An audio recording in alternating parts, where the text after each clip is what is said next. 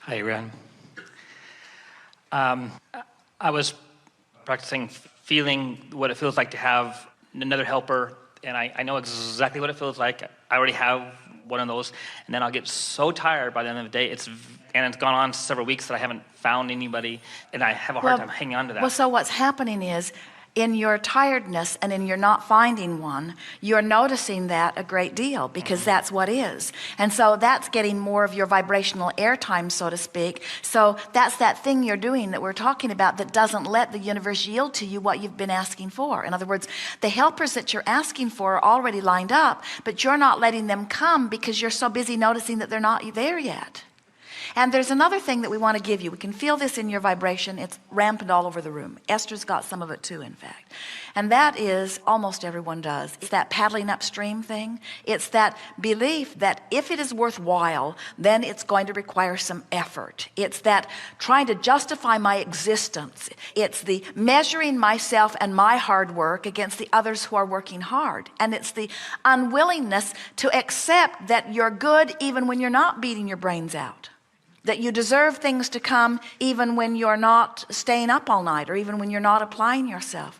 It's amazingly difficult allowing things that you really want, that are really nice, to come so easily.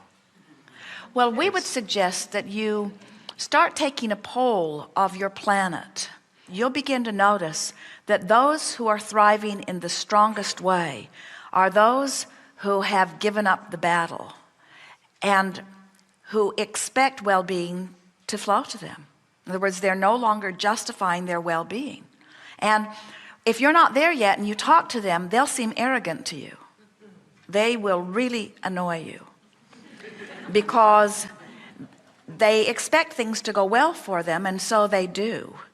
And for someone who hasn't learned the art of that expectation, it will seem like injustice, but it isn't. There is no injustice.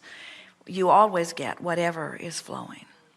Jerry and Esther have a monster bus, and it's a very big machine. It's like a big automobile in that it needs to be washed regularly because it's out in the weather and going down the highways, and yet it's like washing your house. And so in many of the parks that they stay in, there are people who will come to wash them. And in fact, the bus is still there in a park in Portland. And when they got there, the cards that Esther had seen from the years gone by of people who will come and wash the coach were not there. And so Esther asked the woman if she had someone that she could recommend. She said, we had a really good man who came last year. And she said, well, he won't buy an ad in our newspaper anymore, and so we don't recommend him. And Esther said, well, I don't want you to recommend him. I just want you to give me his phone number. He was really, really good. And she said, well, the management has told me that I should not recommend him. And Esther said, well, I've got it somewhere. Never mind, I can go dig through my records and I can eventually find it, because I really, really liked this man. And so she quietly wrote his number down and slipped it to Esther, and sort of like, please don't ever tell anybody that I gave you this number, because I'm not supposed to give you this number. And so Jerry and Esther called this man, and he began describing how hard life has been lately. I had to sell my home, he said. The economy is down. People aren't traveling as much. He said, this is only the second time this year that I've even been to this park.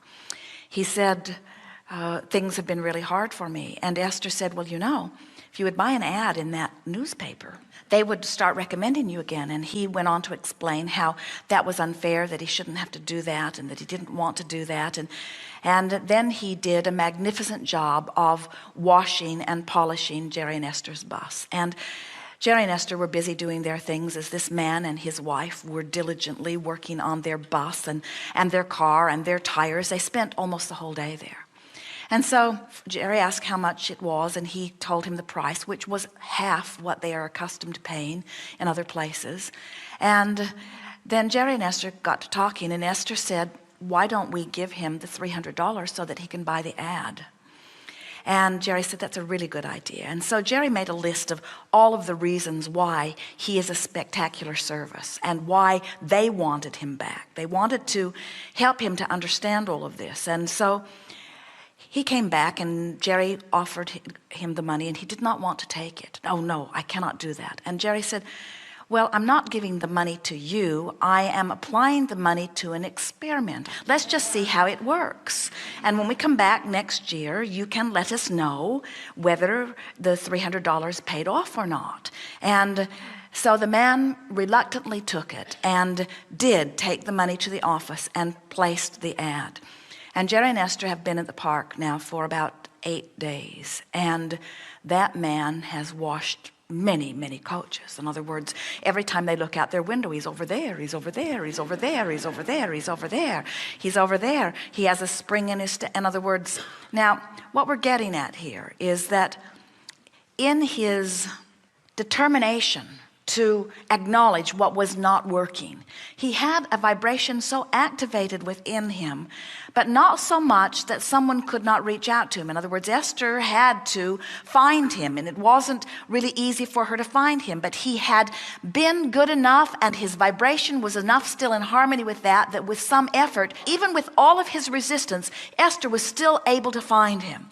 And Jerry and Esther, in finding him, were able to focus upon his desire enough that they reactivated within him. In other words, it wasn't only the money that bought the ad which caused the woman to then begin referring him again. It was that Jerry and Esther had, in their attention to his value, had restored his own expectation within him.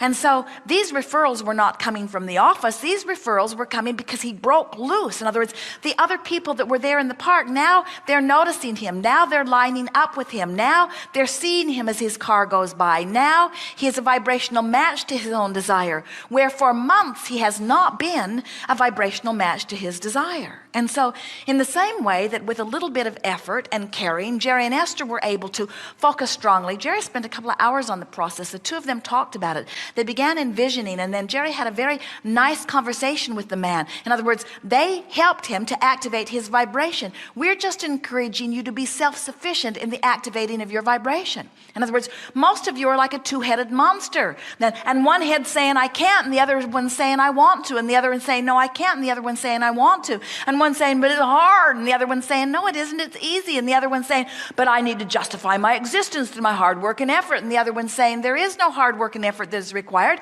It's just point both heads in this direction.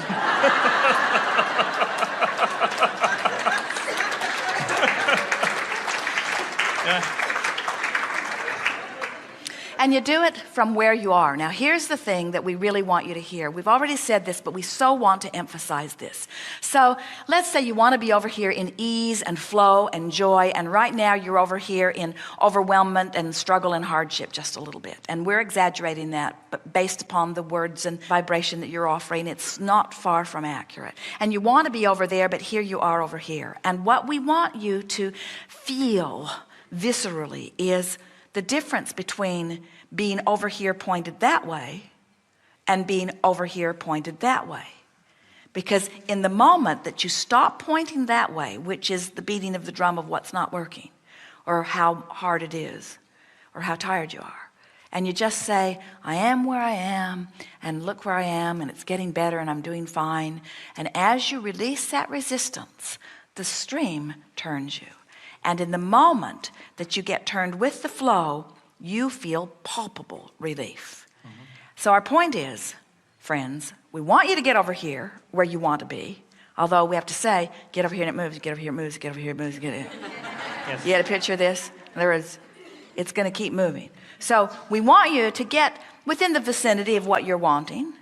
We want that. But what we really want is for you to get turned in the direction of this, because once you get turned in the direction of it, then it doesn't matter so much. Your proximity to where you want to be becomes less important, because now you're flowing. And the more you flow, the faster you flow, and the faster you flow, the more fun you have, and the more fun you have, the more ideas you have. The more ideas you have, the more you ask for, the more you ask for, the more the energy flows, the more the energy flows, the more you have to tend to your vibration. In other words, you've got a wallop and stream going. You better get pointed in the right direction, or it will make you tired.